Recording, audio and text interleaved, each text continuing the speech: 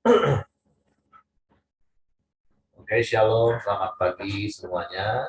Kita bersyukur, berterima kasih pada Tuhan. Pagi hari ini kita boleh bersekutu lagi, berkumpul lagi bersama-sama, memuji, menyembah Tuhan, belajar firman Tuhan. Kita bersyukur pagi hari ini kita masih diberi kesempatan satu hari lagi. Kita boleh jalani hari yang baru ini bersama dengan Tuhan. Bapa, kami bersyukur, kami berterima kasih kepadamu pagi hari. Terima kasih buat sepanjang malam tidur nyenyak yang kau berikan bagi kami. Pagi hari ini kami boleh bangun dengan tubuh yang diberkati, dengan kekuatan kesehatan yang baru yang datang daripada Tuhan. Terima kasih buat kasih karunia-Mu.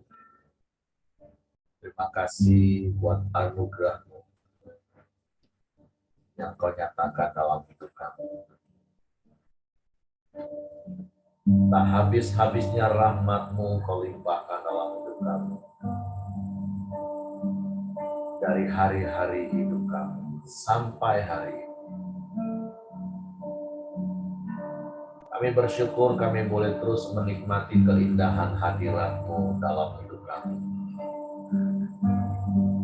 Karena sungguh tidak ada tempat yang lebih indah selain kami tinggal dalam hadirat-Mu. Sebab pagi hari ini kami datang menghampiri takhta kasih karunia dengan hati yang penuh dengan kerinduan, haus dan lapar akan Engkau. Memuji, menyembah, meninggikan, agungkan nama-Mu. Sebab sungguh hanya Engkau yang layak dipuji, disembah.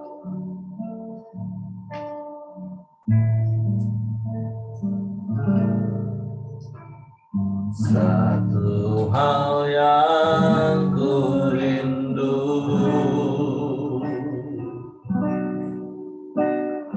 berdiam di dalam rumah-Mu. Satu hal yang ku pinta,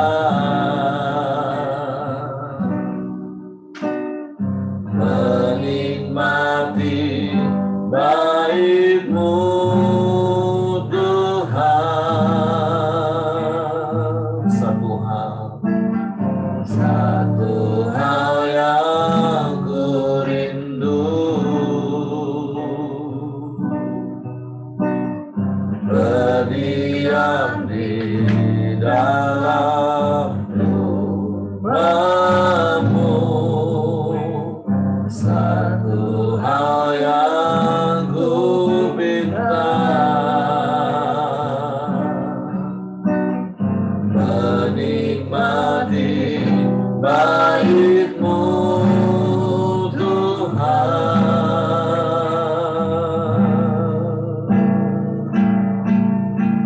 Lebih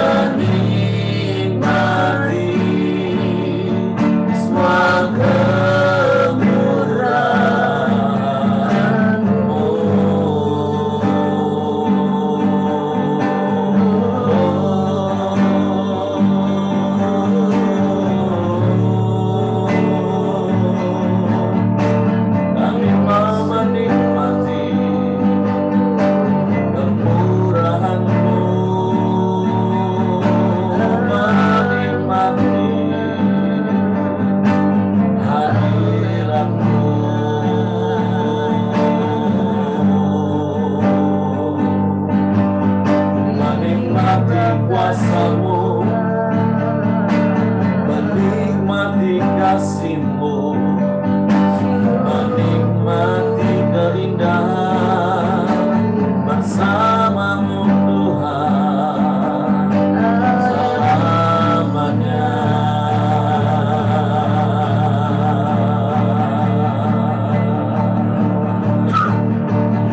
Sebab indah hadirat-Mu, ada damai, ada sukacita,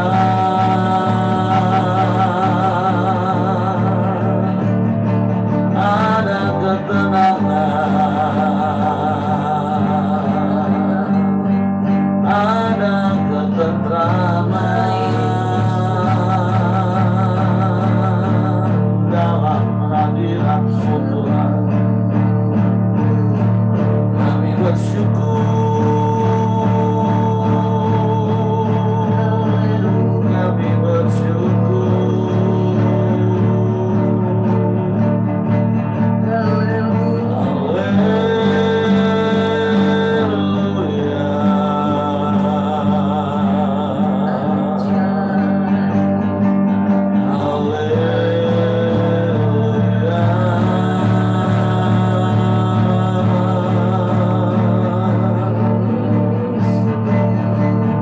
Terpujilah nama-Mu, terpujilah nama-Mu.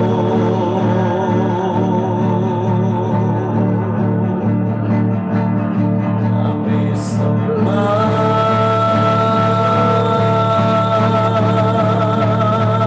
kami sembah.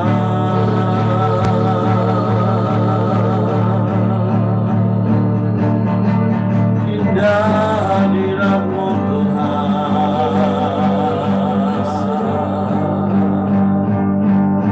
indah hadirat-Mu.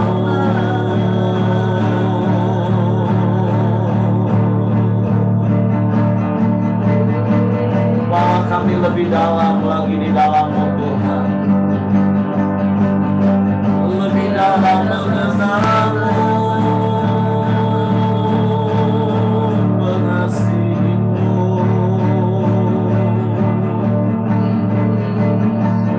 Kami bersyukur, kami bersyukur, kami bersyukur.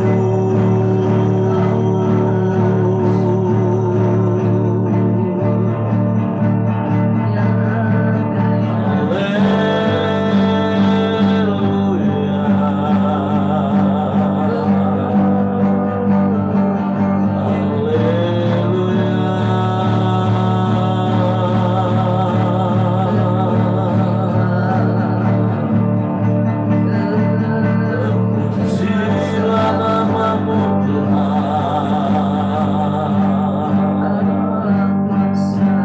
terpujilah nama-Mu. Kami sembah, kami sembah, kami sembah, kami puji Engkau,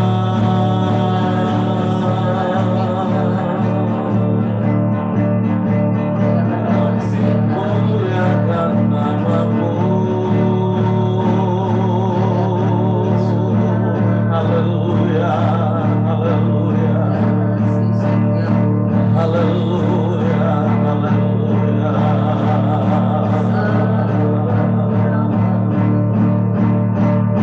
Sebab saatnya terindah saat kami berhadapan muka dengan muka dengan Engkau Tuhan,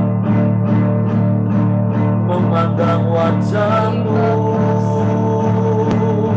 menikmati kasih-Mu.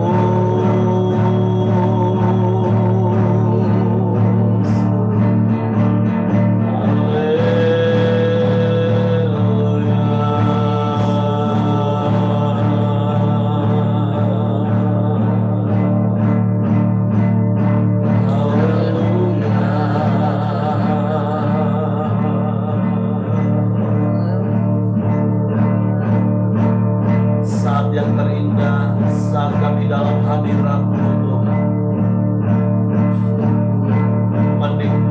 kasih-Mu, mengalami kuasa-Mu.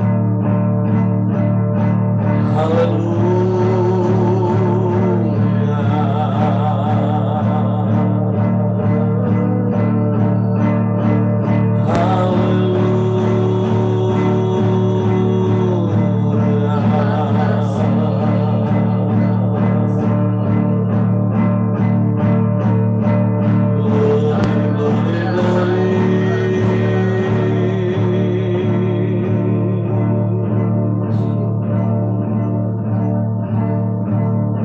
Saat indah ku berhadapan denganmu,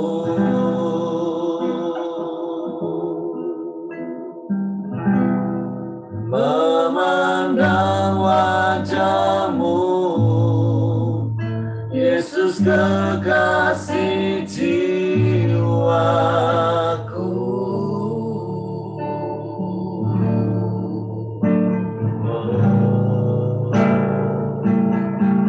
Bawa daku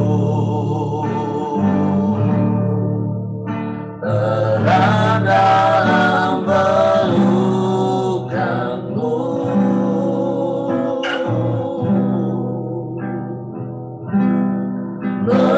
menikmati kasih dan indahnya hadirat-Mu.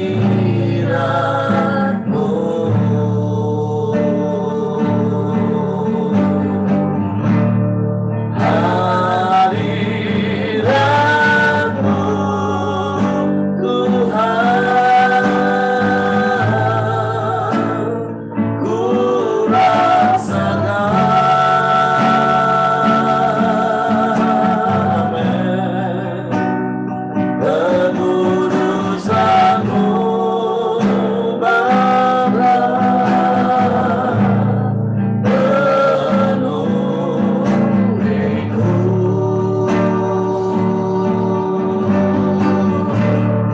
Ku rindu selalu diam dalam bayi-Mu, menikmati kasih anugerah-Mu. Amin. Saat indah ku berhadapan denganmu,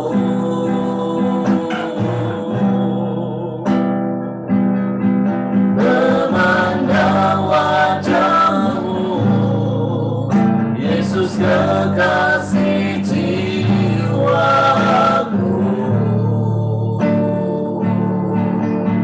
Bawa daku,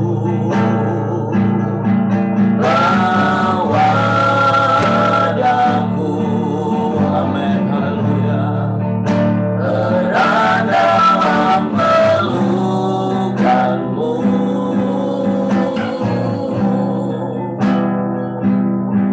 menikmati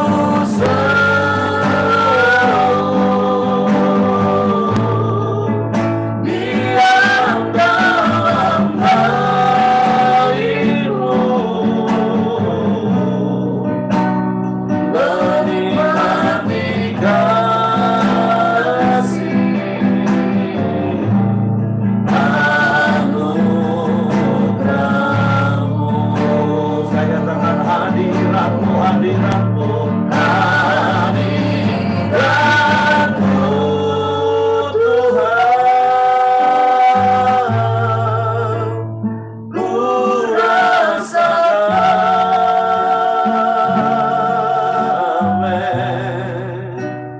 kekudusan-Mu Bapa,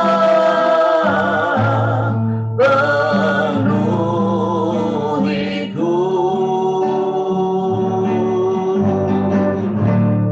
Ku rindu selalu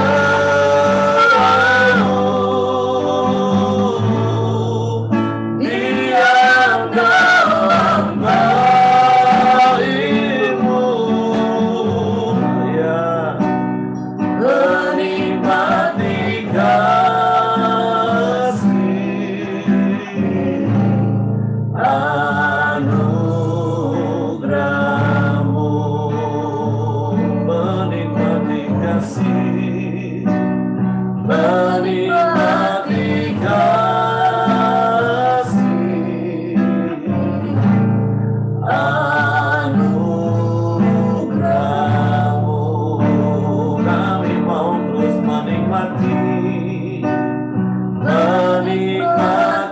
kasih anugerah-Mu.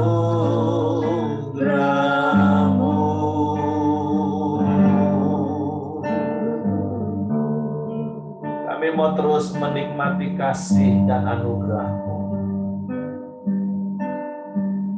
Sebab itu biarlah kami terus tinggal dalam hadirat-Mu. Karena sesungguhnya kami tidak akan pernah bisa keluar dari hadirat-Mu. Karena Engkau yang melingkupi hidup kami dengan kasih-Mu. Engkau menaungi kami dengan rahmat-Mu. Bahkan Engkau memahkotai kami dengan kebaikan-kebaikan. Sebab kami ada di dalam Engkau dan firman-Mu di dalam kami. Sebab itu Bapa, kami bersyukur, kami berterima kasih kepada-Mu pagi hari ini. Kami boleh terus menikmati keindahan-keindahan dalam hidup kami.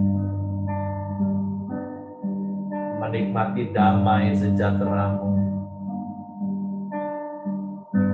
Menikmati ketenangan dan ketenteraman yang datang daripada-Mu. Bahkan menikmati sukacita senantiasa. Sekalipun mungkin sekeliling kami bergelora, sekeliling kami bergejolak, Tuhan.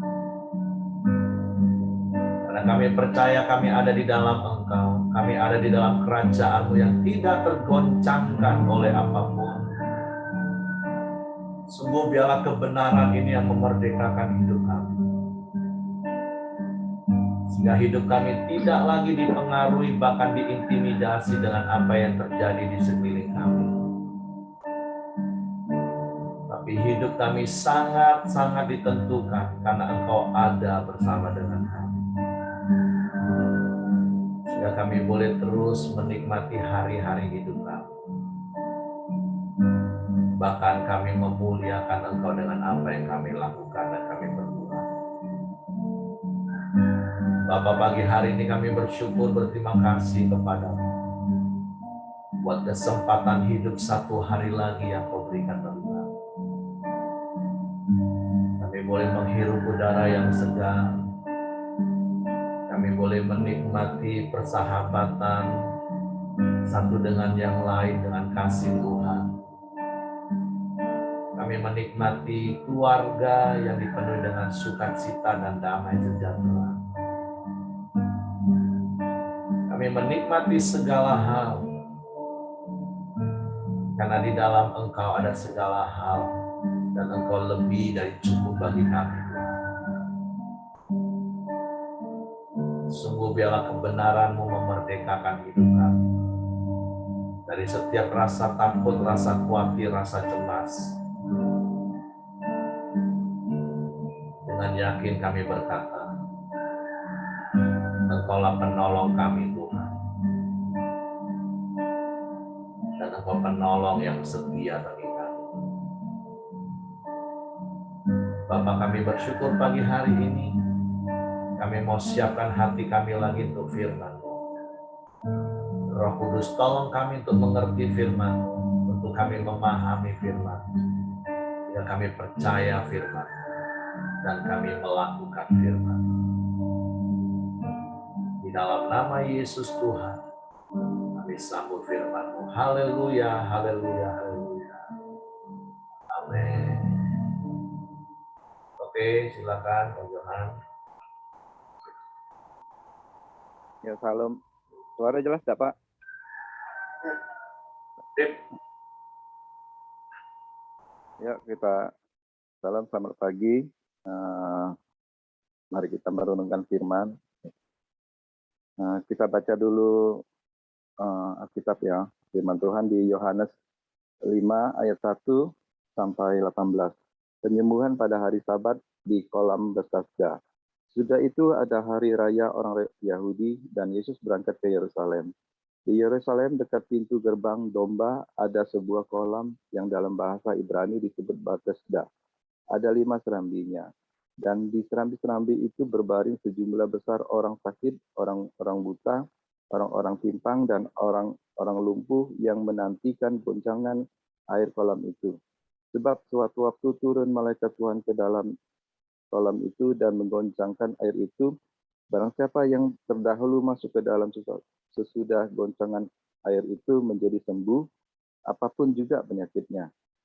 Di situ ada seorang yang sudah 38 tahun lamanya sakit. Ketika Yesus melihat orang berbaring di situ, dan karena ia tahu bahwa ia telah lama dalam keadaan itu, berkatalah ia kepadanya, "Maukah engkau sembuh?" Jawab orang sakit itu kepadanya, "Tuhan, tidak ada orang yang menurunkan aku ke dalam kolam itu apabila airnya mulai goncang. Dan setelah aku menuju ke kolam itu, orang lain sudah turun mendahului aku." Kata Yesus kepadanya, "Bangunlah, angkatlah tilammu dan berjalanlah." Dan pada saat itu juga sembuhlah orang itu lalu mengangkat tilam dan berjalan. Tetapi hari itu hari Sabat. Karena itu orang-orang Yahudi berkata kepada orang baru sembuh itu, "Hari ini hari Sabat dan tidak boleh engkau memikul tilammu." Akan tetapi ia menjawab mereka, "Orang yang telah menyembuhkan aku, dia yang mengangkat kepala kepadaku, angkatlah tilammu dan berjalanlah." Mereka bertanya kepadanya, "Siapakah orang itu yang berkata kepadamu, angkatlah tilammu dan berjalanlah?" Tetapi orang yang baru sembuh itu tahu siapa orang itu. Tidak tahu siapa orang itu, sebab Yesus telah menghilang ke tengah-tengah orang banyak di tempat itu. Kemudian Yesus bertemu dengan dia dalam bait Allah lalu berkata kepadanya, "Engkau telah sembuh, janganlah berbuat dosa lagi, supaya padamu jangan terjadi yang lebih buruk." Orang itu keluar lalu menceritakan kepada orang-orang Yahudi bahwa Yesuslah yang telah menyembuhkan dia. Dan karena itu orang-orang Yahudi berusaha menganiaya Yesus karena ia melakukan hal-hal itu pada hari Sabat. Tetapi ia berkata kepada mereka, "Bapakku bekerja sampai sekarang, maka aku pun bekerja juga." Sebab itu orang-orang Yahudi lebih berusaha lagi untuk membunuhnya, bukan saja karena ia meniadakan hari Sabat, tetapi juga karena ia meniadakan bahwa Allah adalah Bapaknya sendiri dan dengan demikian menyamakan dirinya dengan Allah. Nah, di dalam perikop ini banyak mengajarkan tentang kehidupan. Saya mau mengambil dari sisi orang yang sakit 38 tahun. Dan saya renungkan bahwa dari zaman dulu itu sudah banyak orang yang sakit. Dan yang lebih parah lagi, orang ini sakit 38 tahun. Saya membaca perikop ini 3 hari berturut-turut saya baca, saya renungkan, wow, memang hebat orang yang sakit ini. 30 tahun, 38 tahun sudah masih kuat. Apa ya rahasianya? Rahasianya satu kalau saya dapat, dia berpengharapan bahwa dia pasti akan sembuh. Nggak usah kan 38 tahun, kita pun, nggak usah kita lah, saya aja. Kalau sakit sariawan 3-4 hari aja saya sudah mengeluh, "Aduh sakit sekali sakit sekali." Kadang-kadang kita, mengeluh soal sakit kita, padahal kita harus baca dari firman Tuhan ini, bahwa 38 tahun dia sakit gitu nah, tapi tetap kuat, tetap, eee, tetap kuat menjalani hidup ini. Karena yang saya dapat ya itu, dia berpengharapan bahwa dia pasti akan sembuh, pasti akan kuat gitu nah. Dia masih ada pengharapan. Justru di dalam pengharapan itulah kita bisa kuat gitu nah. Jadi saya, dapat dari orang sakit yang 38 tahun ini bukan hanya sakit fisik. Jadi Tuhan mengajarkan bahwa, mental kita atau, kekuatan kita tuh ada di dalam pengharapan. Jadi pengharapan yang pasti di dalam Tuhan. Karena di, orang yang sakit 38 tahun ini pengharapannya cuma satu, kalau ada orang yang mau mengangkat dia ke kolam Bethesda itu, ketika malaikat Tuhan datang menggoncangkan air itu, dia pasti sembuh. Itu aja pengharapannya. Dan saya salutnya, orang yang sakit 38 tahun ini, dia tetap, berpengharapan bahwa dia pasti akan diangkat oleh orang untuk, ke kolam itu, karena dia tidak lumpuh. Orang lumpuh kan tidak bisa apa-apa. Jadi firman ini mengajarkan bahwa, baiklah kita selalu memiliki pengharapan dan kuat di dalam Tuhan. Itu dari sisi orang yang sakit 38 tahun itu. Nah, dari sisi Tuhan, saya lihat sih, Tuhan selalu memberikan kesembuhan gitu nah. Baik itu dia sediakan kolam Bethesda-nya, dia sediakan, malaikat Tuhan untuk datang untuk menggoncangkan, air itu, dan banyak, sebenarnya Tuhan tuh sediakan, kesembuhan, kekuatan, mukjizat, asal kita percaya. Jadi dari sisi Tuhan, Tuhan selalu memberikan pengharapan, selalu memberikan kesembuhan, selalu memberikan mukjizat, pemulihan. Nah, dari sisi Tuhan juga, Tuhan, sebenarnya mencari mencari mencari orang yang butuh, kesembuhan itu. Buktinya di sini kan, Tuhan datang kepada orang yang sakit itu, "Maukah engkau sembuh?" Jadi yang saya dapat dari firman "Maukah engkau sembuh?" Oh, Tuhan tuh sebenarnya rindu, memberkati, rindu menyembuhkan, rindu memakai kita, as itu yang saya dapat. Nah, kedua juga, ya, Tuhan tuh rindu untuk selalu menyertai kehidupan kita dan selalu memberikan, eee, mukjizat gitu nah, bagi kita dan juga, eee, Tuhan mengajarkan bahwa di sini kan disuruh bahwa, tidak ada orang yang mengangkat aku. Nah, Tuhan rindu kita tuh saling tolong-menolong, tidak mementingkan diri sendiri gitu nah.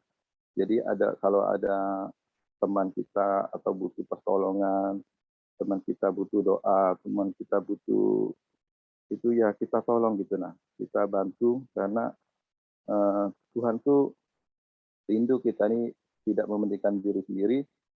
Nah, contohnya kalau ada orang saja yang mau membantu mengangkat orang yang, 38 tahun itu sakit,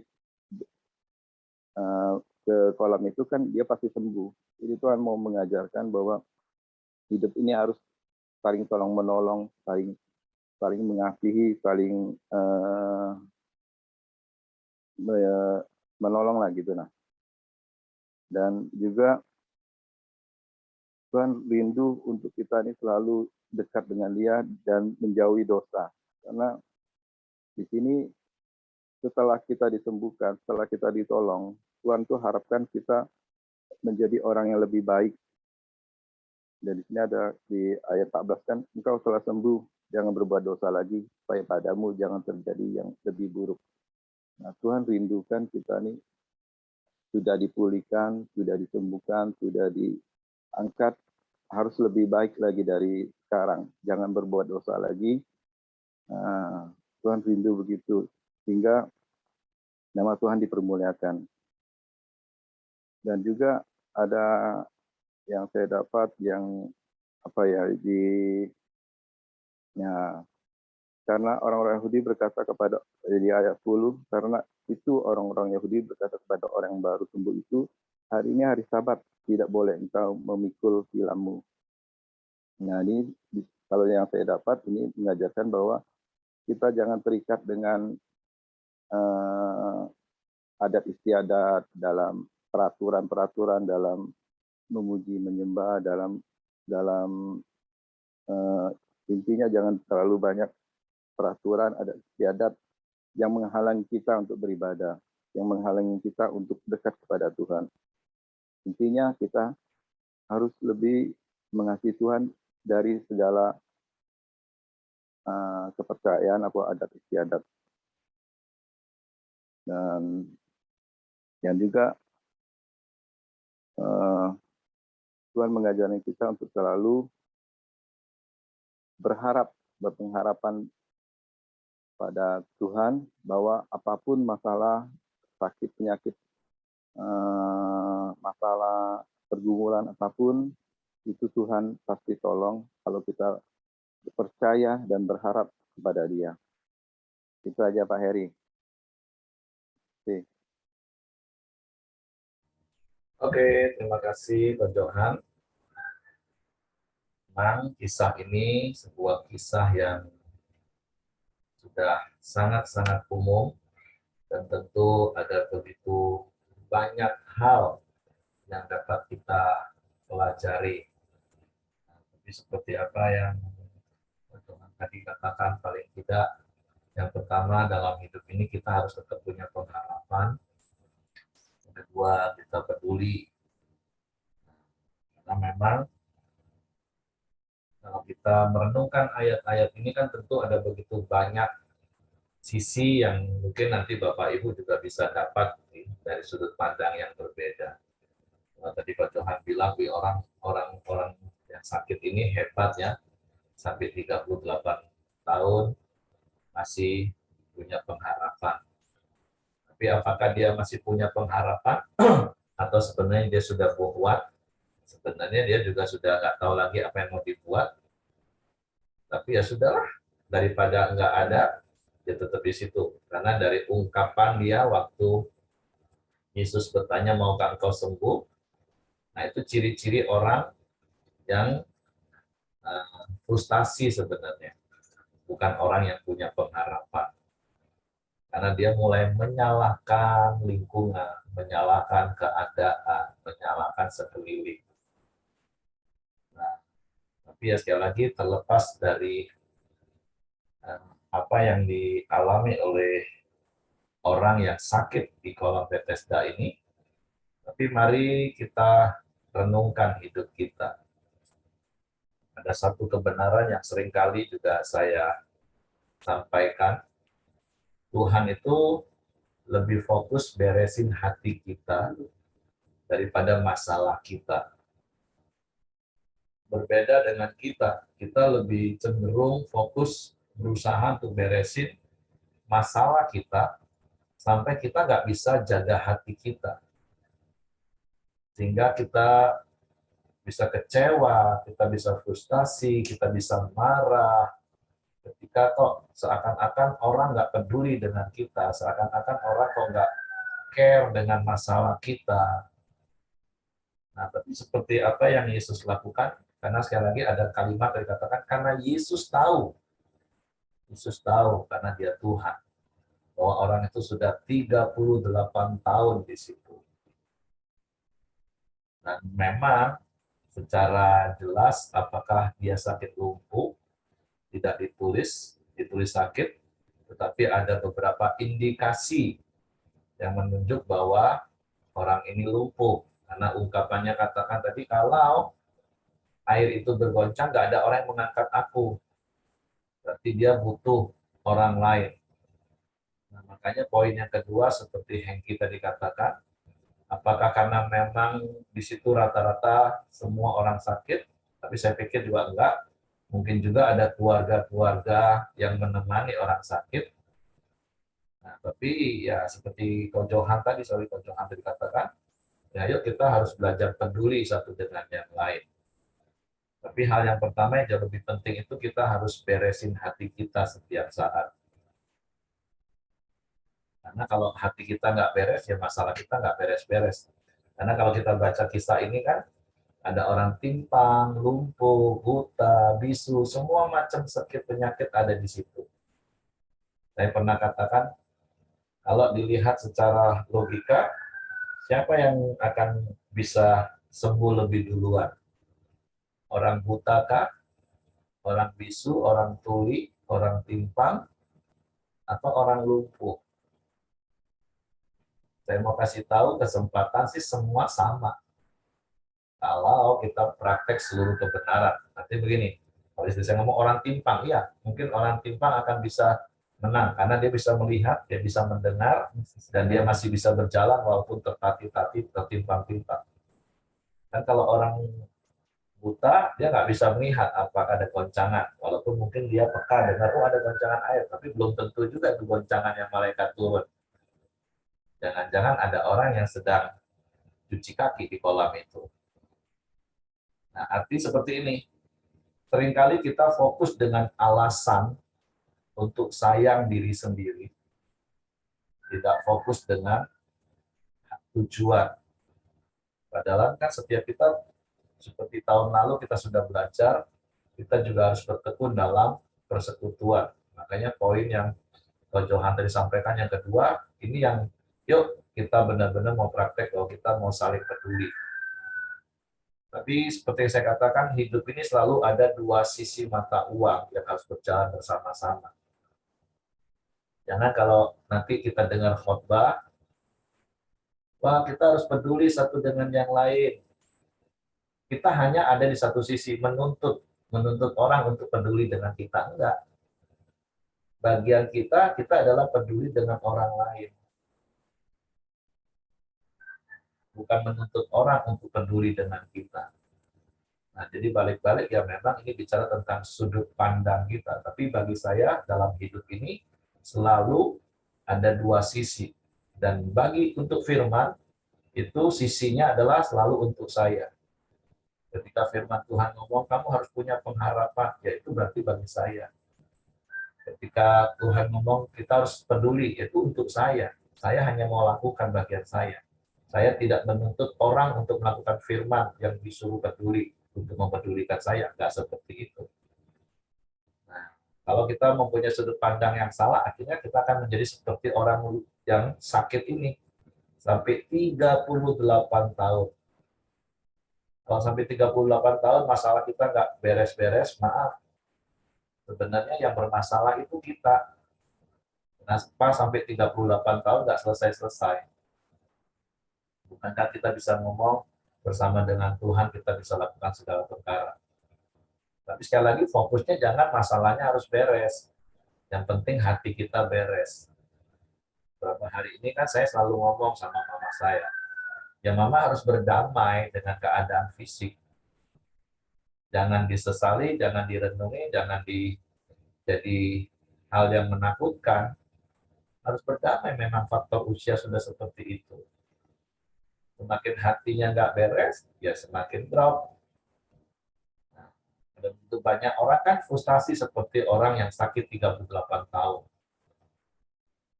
Kenapa nggak selesai-selesai masalahnya?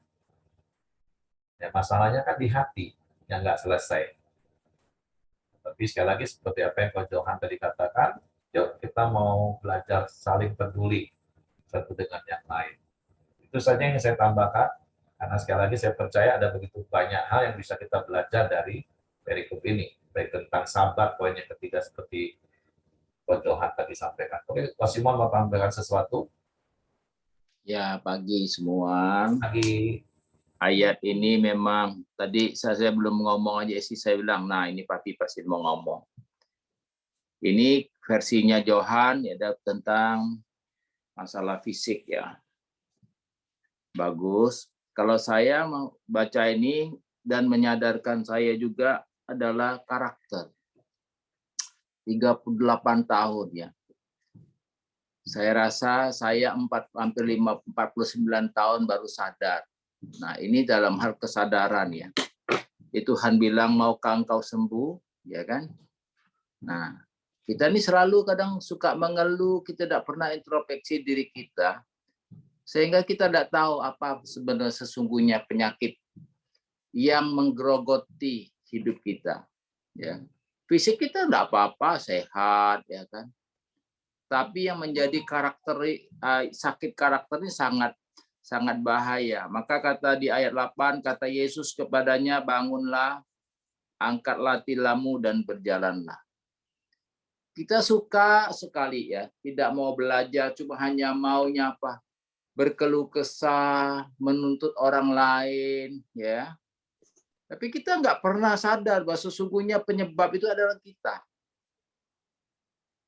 Semalam kami suami istri, ya kan, melayani satu keluarga. Ya. Jadi ada banyak hal yang saya lihat cuma hanya sepele tapi saling menuntut. Ya. Saya katakan kalau kamu menuntut, ya kan, tak akan menjadi masalah. Tuhan ajar kita beri, kasihi, ya kan. Jangan bilang ya semuanya saya. Ya. Jangan jadi orang superior, saya bilang. Kalau di dalam setiap keluarga kalau ada yang merasa superior, ya kan, keluarga itu tidak akan berjalan sesuai kehendak Tuhan. Karena yang dia pakai akal pikiran dia. Harusnya kita apa? Belajarlah melihat dengan caranya Tuhan melihat. Ya kan? Nah, inilah gunanya kita suami istri harus apa? Tolong menolong, ya kan? Bukan kita bisa berbuat baik, kita langsung menuduh pasangan kita, ya kan? Semua saya.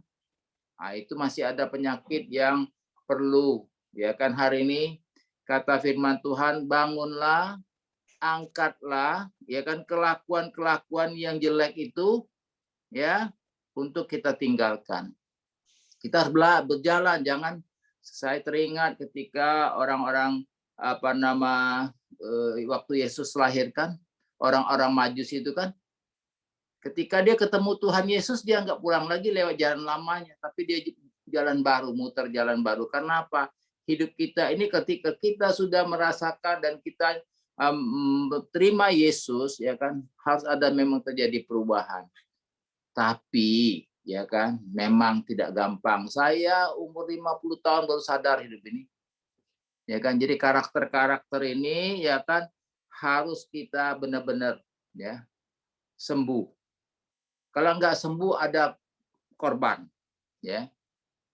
Jadi maka saya rasa ayat ini sangat memberkati saya. Maka saya mau pagi ini mengatakan, mari kepada kita semuanya, kita mulai evaluasi. Apa yang menjadi ya kan titik lemah dalam karakter kita menjalani hidup ini. Jangan menuntut, ya kan, merasa ya lebih banyak bisa, sudah merasa semua mau aku, ya kan, enggak boleh, ya kan. Tapi kalau engkau bisa membuat semua itu karena hanya kasih Tuhan yang Tuhan berikan, bagilah, ya kan. Jangan merasa superior, ya. Saya banyak karyawan-karyawan yang saya katakan, kalau engkau sudah merasakan superior, apa yang terjadi? Engkau mulai meremehkan orang lain. Engkau mulai merasa dirimu yang paling hebat. Engkau merasa sudah kaulah yang segala-galanya. Nah, itulah akhir dari sebuah perjalanan kita. Harusnya kita semakin berisi, kita semakin menjadi berkat, menjadi teladan. Demikian itu yang saya dapat, mungkin banyak yang mau bagikan, supaya waktunya bisa sama-sama kita nikmati. Tuhan memberkati. Terima kasih Coach Simon. Pak Ramli mau sampaikan sesuatu? Nah, saya lihat di unmute. Oke, silakan Pak. Ya, selain daripada apa yang sudah diuraikan oleh Coach Johan, Pak Heri, dan Pak Simon, ya, saya mencoba menghubungkan perikop ini dengan tema tahunan kita. Saya kira ada juga hubungannya, gitu. Tuhan Yesus kan menegur orang ini, engkau telah sembuh, jangan berbuat dosa lagi, supaya padamu jangan terjadi yang lebih buruk. Kira-kira dosa apa ya yang sudah dilakukan oleh orang ini? Yang pertama tentu bisa saja seperti yang diuraikan Pak Heri, bahwa orang ini menyalahkan situasi, menyalahkan orang lain. Tapi saya melihat bahwa biasanya orang sembuh kan karena iman percaya yang ada padanya. Tapi orang ini sesungguhnya dia tidak kenal siapa itu Yesus.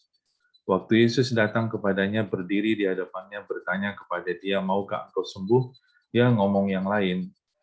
Dia nggak tahu bahwa itu Yesus. Dan waktu permasalahan lain muncul bahwa ahli-ahli Taurat itu, orang-orang Farisi itu menyalahkan dia karena mengangkat tilamnya, dia malah menyalahkan Yesus. Orang itu yang suruh aku angkat tilam, bukan aku yang mau, gitu ya. Itu membuktikan bahwa dia tidak mengenal Yesus. Dan di ayatnya yang keberapa itu ya,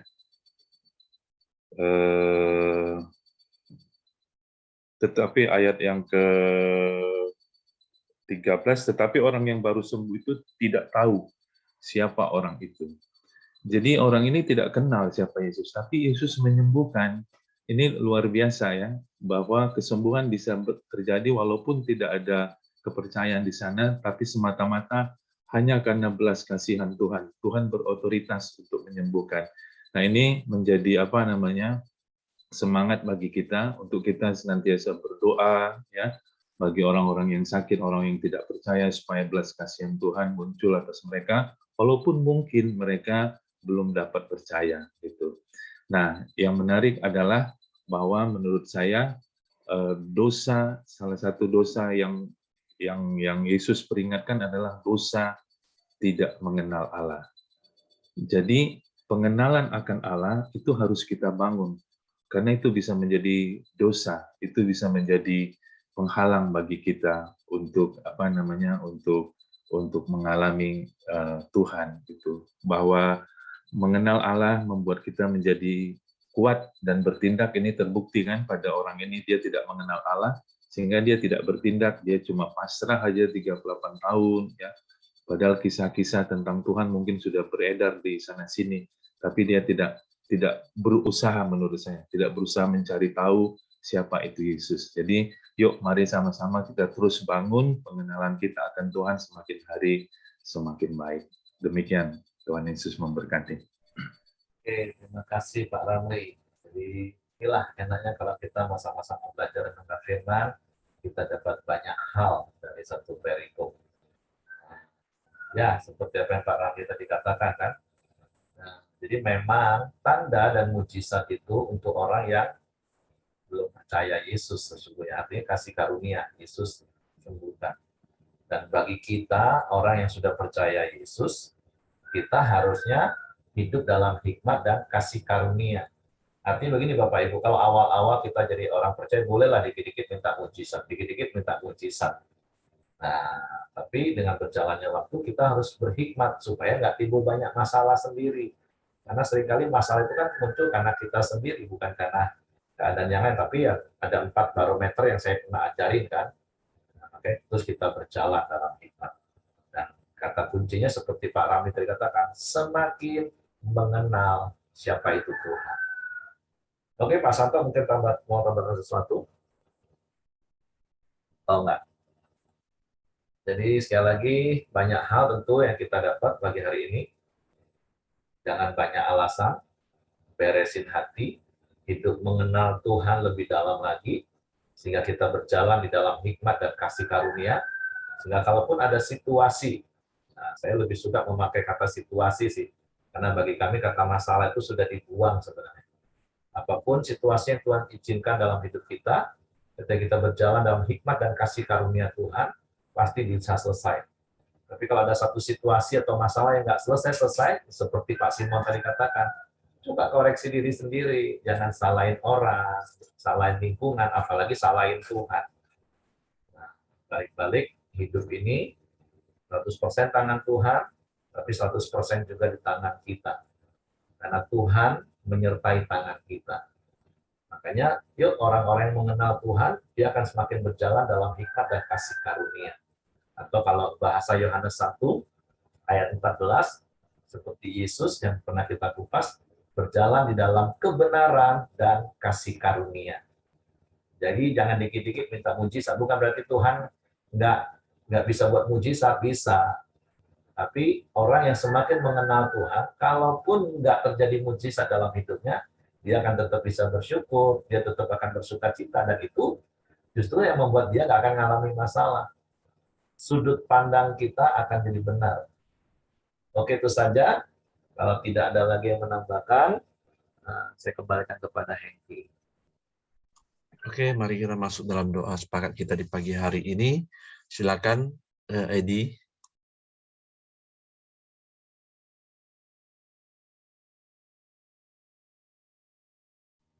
Suaranya harus di-unmute dulu, Edi.